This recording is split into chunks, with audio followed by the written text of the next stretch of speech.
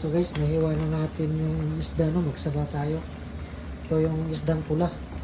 Tapos mayroon tayong ano dyan, kamatis na hiniwa. Tapos sibuyas, luya.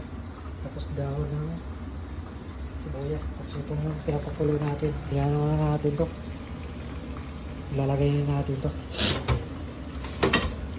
Yan na to. Diretso na to. Isaha na. Tapos maya maya, yan na natin tong style, lululunan na natin to. Guys, lagay natin yung ulo. Galing pa to sa ano, Pasig River.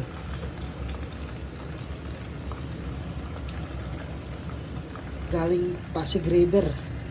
Lagyan na natin. Kaun.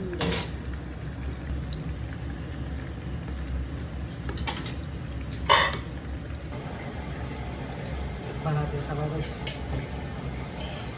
Sarap. Panalo.